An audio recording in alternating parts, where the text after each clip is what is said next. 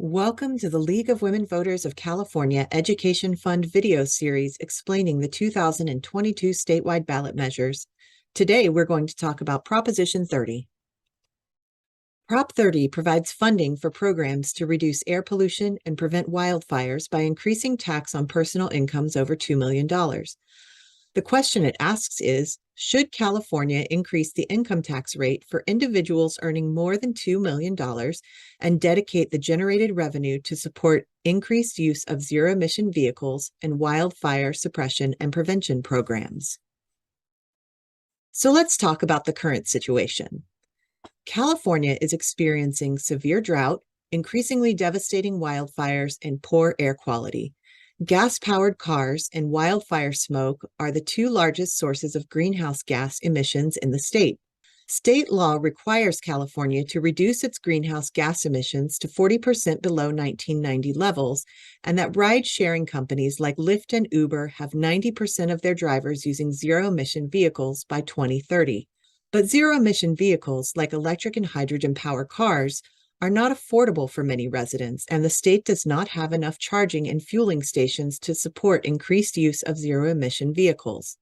The state recently committed to spending $10 billion over the next 5 years on zero-emission vehicles, and on average, it currently spends $2 to $4 billion a year on wildfire response. Prop 30 would increase the income tax rate by 1.75% on every dollar of individual incomes over $2 million. The increased revenue would be divided up with 45% of funds to help people, businesses, and government buy zero-emission vehicles, subsidies and rebates for cars and medium-sized and heavy-duty vehicles like trucks and buses can be funded with this. 35% of the funds would increase the availability of zero-emission vehicle infrastructure, including electric charging stations close to single and multifamily dwellings.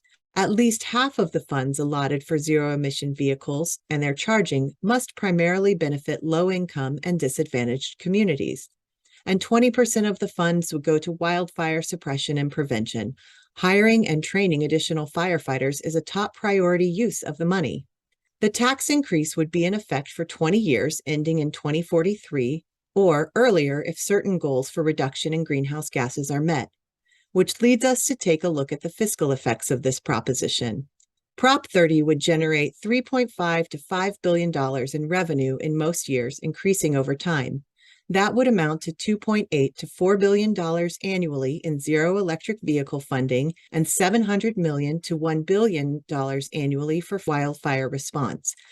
The measure could help decrease state and local costs for wildfire suppression and prevention, but the size of the fiscal effects are a little bit difficult to predict.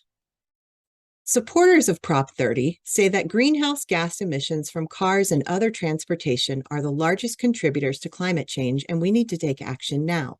They say that Prop 30 would make electric vehicles more affordable and would create well-paying green jobs. They also say that this measure would fund critically needed programs to prevent catastrophic wildfires and protect homes. Strict accountability would ensure that these funds are spent as intended.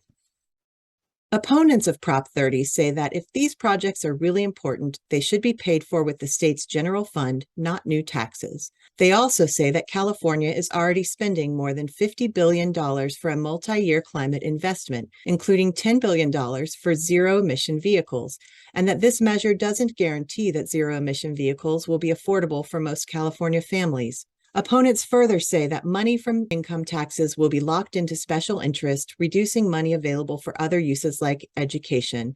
And finally, they claim that ultimately Prop 30 is Lyft's attempt to get taxpayers to help foot the bill for the requirement to increase the number of zero-emission vehicles in use. We hope that this summary of Proposition 30 has been helpful. To learn more about what's on your ballot, visit votersedge.org for unbiased candidate information on the measures, and to learn more about voting in your community.